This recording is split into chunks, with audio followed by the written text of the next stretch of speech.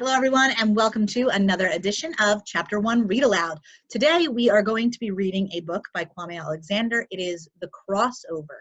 This particular book is book one of a series. The book that goes with it, Rebound, is not quite like a regular series book. It just tells a story from a different character's point of view. But here's a quick summary. With a bolt of lightning on my kicks, the court is sizzling, my sweat is drizzling. Stop all that quivering, because tonight I'm delivering, announces dreadlocked 12-year-old Josh Bell. He and his twin brother Jordan are awesome on the court, but Josh has more than basketball in his blood. He's got mad beats, too, that tell his family story in verse. In that fast and furious middle grade novel of family and brotherhood, Josh and Jordan must come to grips with growing up on and off the court to realize breaking the rules comes at a terrible price, as their story's heart-stopping climax proves a game changer for the entire family. Now, the cool thing about this book is that it is told in verse form, so it's kind of like one giant poem. But it's also, some of the poems or some of the way it's written is a little concrete, so it takes the shape of something. So instead of me just sitting here and reading it to you, I thought you could follow along so you could see the shape of the poem. All right? Here's my handy document camera here. So this isn't really broken up into chapters. It's broken up into parts. So this one's called Warm Up. So we're going to read the first part, Warm Up. Dribbling. At the top of the key, I'm moving and grooving, popping and rocking.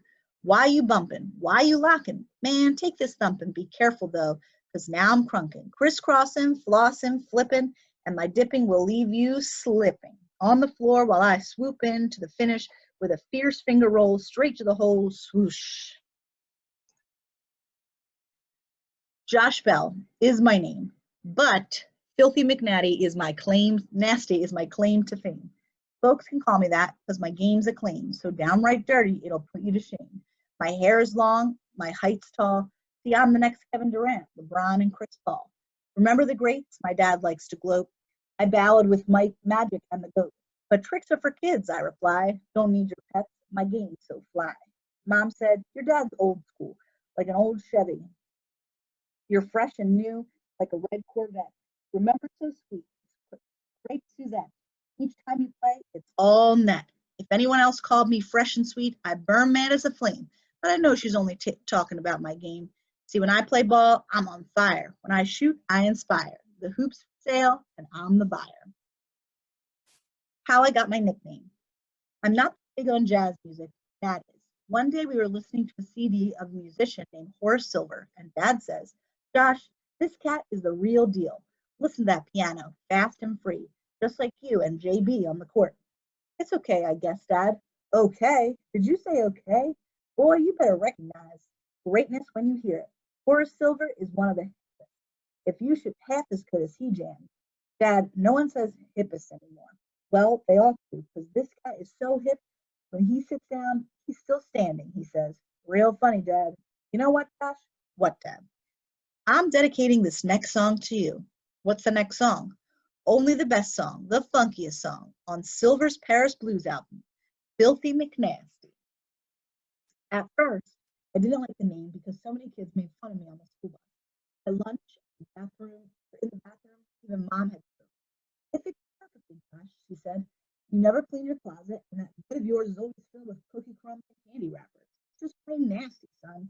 But as I got older and started getting game, the name took on a new meaning. And even though I wasn't into all that jazz, every time I'd score rebounds or steal a ball, I would jump, smiling and screaming, that's my boy up there. Keep it funky, Filthy. And that made me feel real good about my nickname. Filthy McNasty is a mythical man-child of rather dubious distinction, always agitating, accommodating, and elevating his game.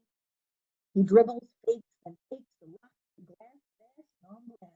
But watch out when he shoots, or you'll get schooled, fooled, uncooled, because when Filthy gets hot, he has a slammerific shot.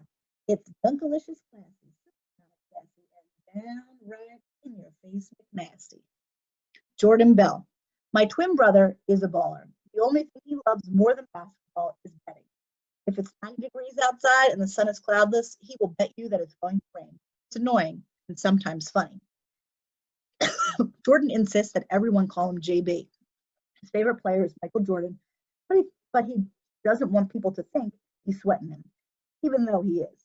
Evidence, he has one pair of Air Jordan sneakers for every month of the year, including Air Jordan 1 Low Barack Obama limited editions, which he never wears.